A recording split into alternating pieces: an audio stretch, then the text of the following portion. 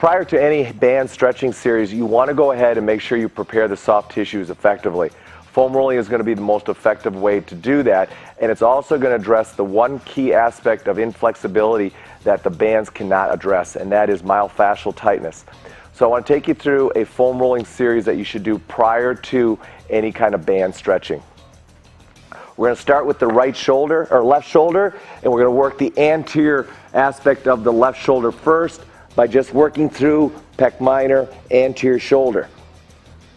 From there, we'll go ahead and position us into more of a posterior position so we can go ahead and work the posterior aspect of the shoulder. Making sure you rotate and change directions, always looking through, making sure you go all the way down into the lat attachment, into the rib cage area to make sure that you mobilize through that entire area. Any areas that create increased pain, you want to hold over that position and do some deep breathing to relax that area and see if you can free that myofascial structure up. From there, you're going to go right into a positioning to go through your mid-back. You want to do it in two positions. You want to do it with your elbows wide, and you want to do it with your elbows in to open up the structure so that you can mobilize in between the shoulder blades, but then also mobilize to open up the chest and mobilize the thoracic spine. From there, we're going to go ahead and we're going to move into the right shoulder, and we're going to go through the posterior aspect of the right shoulder in the same sequence, before then moving on into the anterior part of the right shoulder, where we'll position it down here to work into the anterior aspect of the right shoulder. Any areas that are stiff and painful, relax on them and do some comfortable breathing to free the area up. From there, we're going to go ahead and move out of our shoulder, and we're going to now move into the thigh and the gluteal area by going ahead and mobilizing the anterior thigh first. On the right side, we'll mobilize through that, going all the way from the anterior crease all the way to the distal aspect of the thigh, rolling through.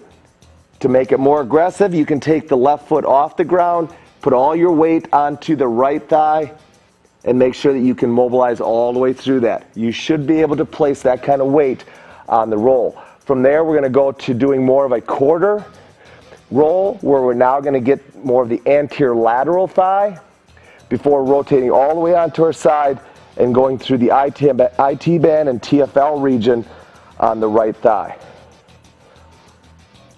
From there, we'll go ahead now and switch over to the left thigh and do the same sequence. By placing my hands, my body on my forearms, I'm able to put a little bit more aggressive pressure on the thigh. By picking my opposite leg up, I now can go ahead and put all the weight on my left thigh while I roll through. You want to be able to get to that position and be able to do that. Now we go into a quarter roll. Again, I'm not going to go ahead and put my foot down unless it's painful. If it is, I put this foot down to take some weight off of the left leg while on the roll. Then you want to go ahead and work all the way to the lateral aspect of the roll and mobilizing through. After you've gone through these series of stretch or mobilizations a few times, it becomes a continual flow, and you want to work through the areas that become the troubled areas.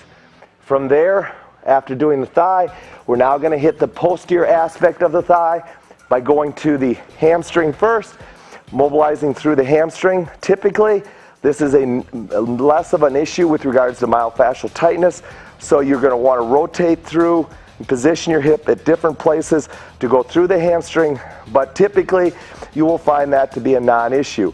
You can then slide right up into the glute area and go ahead and hit the glute area right away as you mobilize through that. Again, positioning your hand high or going down onto your forearm may create a different pressure onto the foam roll. You want to try both to see which is most effective for you. From there, we're going to finish up and just go through the gastrosoleus area on this left side. And then we're going to just switch over, start doing the same mobilization on the right side by going through the calf and the gastrosoleus first. Again, you'll notice I'm rotating my foot as I go through it. From there, I'm just going to slide up into my hamstring and mobilize through my hamstring before finishing on up and going up into my glute, rotating onto my right and mobilizing through my piriformis and glute region. So we'll hit all those areas. The key with foam rolling is this. Find a pattern that you feel comfortable with, that you can flow through, and just make sure that you mobilize through all the different soft tissue areas on the body, starting from the shoulder and working your way down.